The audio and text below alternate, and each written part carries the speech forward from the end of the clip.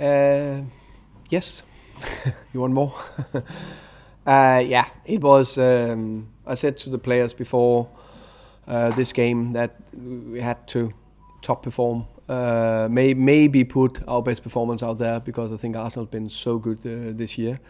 And I think we are very close to that. I just said to the boys in there, I just said, wow, what a performance. I know you can't celebrate a point. No one will, I'll never allow myself to celebrate a point, no matter who you're facing. You can be happy for a point, but celebrate that very good performance. And I think it was clearly more than well-deserved point. And I think it should have been now a win. I think it should have been us. If you look on the big chances, we had 3 massive chances first half, where if we are 1-0 up, then everyone knows that we are a little bit more difficult to play against. Of course, when you go 1-0 down, I know, then you need to have take everything into context. So that's why maybe it was a well-deserved point. But coming here, going 1-0 down, Chris just told me, I think it's the first time in a year where Arsenal, after they come in front, lost points. So that just say everything about our performance, and they are unbelievable at home. The stadium went mad when they scored to 1-0. Stayed in the game, cool, stick to the game plan, got the, I would say, well-deserved equalizer. Yeah, that's very impressive against an Arsenal team that I think is very, very good. And they of course they're top of the league. They're favourites to win the title, and I think they will. Mikel said that your goal was offside. Yeah. It should have been disallowed, but you looked at it and you didn't care. Yeah.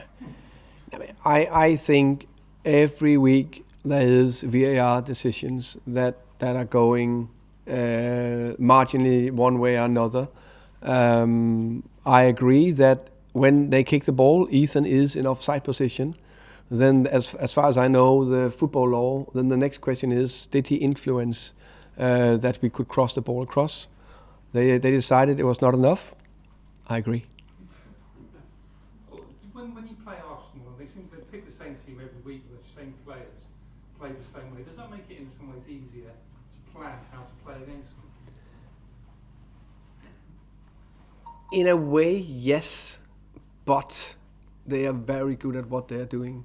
So it's about to eliminate their threats. So, of course, clearly Martinelli and Saka, we're very aware of doubling up on them. So I think actually, is it Saka who put the ball under for the assist? Yeah.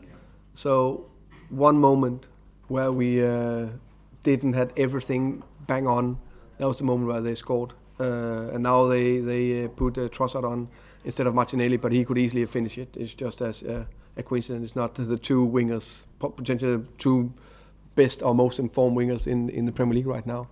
So besides from that, I think we controlled or we defended very well against Arsenal. I don't think they had any big chances. Yes, they had some dangerous moments, but I think that was very pleased. And the only thing was, I said that to Ethan, he's been unbelievable. He was fantastic again today. So our defensive principle, he needs to sprint under and avoid that ball, but he goes quick. So it's a well played goal from Arsenal.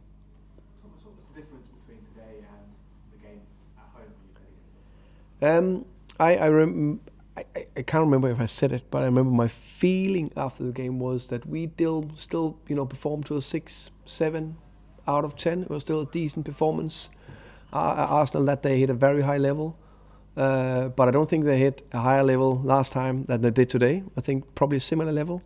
The biggest difference that we upped our performance, and then we avoided getting in behind on a set piece, which is you can't do that against the big teams. We need to be very good at that. I think that was the two biggest differences. You must be very happy with the reaction going behind. A lot of teams would key in that situation. Yeah. But you came out and you hit back and 7 or 8 minutes. We of course we have the game plan and all the structure and all the principles that we're training every week, but of course there's also some mental part of it. So the key words this week was cool, brave, aggressive. We have to be cool when we're getting under pressure. Don't stress. Need to be brave. Allow us to play. Brave to be high pressing sometimes, and of course be extremely aggressive in the duels. I think it's actually words for every team because we're pretty basic, but you need to do it. And the coolness was key. I think the coolness after getting 1-0 down, staying in the game, doing the right things is key. Thomas, 10 games unbeaten in the league now. That's a quarter of the season. What's kind of the secret behind it? Is that kind of sunk in that you just got a point away at the league leaders and it's now 10 games unbeaten? Yeah, we have this secret sauce at the training ground that we give to the players every lunch. No, I wish it was that. That would be a good story. It's insane in many ways. Insane that it's possible for us with the second lowest budget to be unbeaten and all 10 games well-deserved wins or draws. It's not like we are crawling over the line and blocking with the head, the feet, everything, and then we have one shot and win. That's maybe even more impressive. It's in that way. I think we built a strong culture over the not only the years in Premier League and in Championship as well, with a lot of the same players that are developing and adding layers. I think that's part of it. I remember the game in September afterwards, you were kind of raving about Saliba and saying that he's really impressive and he'll be the future of France's defence. Felt like Ivan had a fantastic game against him today, so I just wondered from your perspective, what was your kind of view of Ivan's performance? I think Ivan was very good. You guys know I'm a big fan of Ivan. Fantastic player and person. I think he played a below average game last week against Southampton. He knows that himself, so we've been speaking about that. Against Bednarak and Salisu, they had actually they were on top of him. So we spoke about it on Monday, so you need to prepare for these two centre-backs because they have been fantastic this season, Saliba and Gabriel.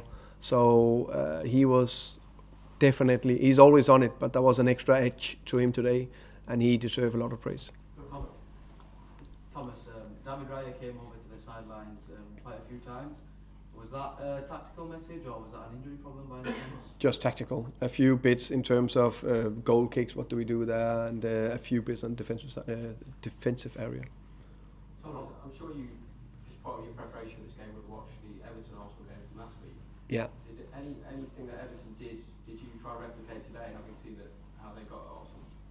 No. What I did was I watched our last two games against Arsenal. So the game 1 year ago, the game in September, because that's us and our game plan, and we've been quite good at that.